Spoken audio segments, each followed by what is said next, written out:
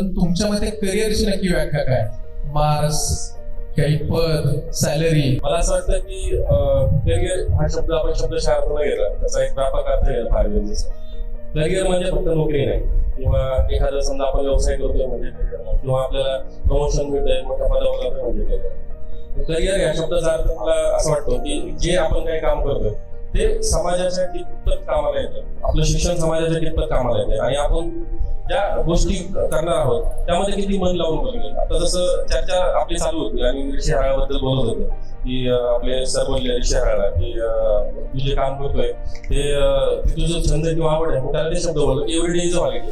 म्हणजे करिअर म्हणजे ही अशी गोष्ट ज्यामध्ये आपण प्रत्येक दिवस हा एका हॉलिडे सारखा सेलिब्रेट करतो, तिथं आपण मजबुरीत जात नाही कामाला.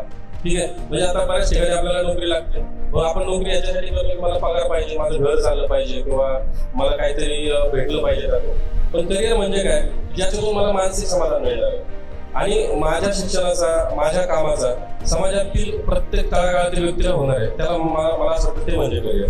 म्हणजे गांधीजींच्या भाषेत जर सांगितलं झालं तर गांधी तलिस्मान बद्दल गांधीजी नेहमी बोलायचे की आयुष्यात काम करत असताना तुम्ही जे काही निर्णय घेता त्या निर्णयामध्ये त्या लाईन मध्ये उभा असलेल्या सगळ्या शेवटच्या व्यक्तीला त्याचा फायदा होणार आहे का? मग मला असं वाटतं की आपलं जॉब किंवा आपली नोकरी किंवा आपलं जे काही व्यवसाय असेल त्याला आपण करिअर त्याच वेळेस म्हणायचं ज्यावेळेस तो शेवटी उभा राहिलेला माणूस त्याच्याकडून त्याला फायदा होतो.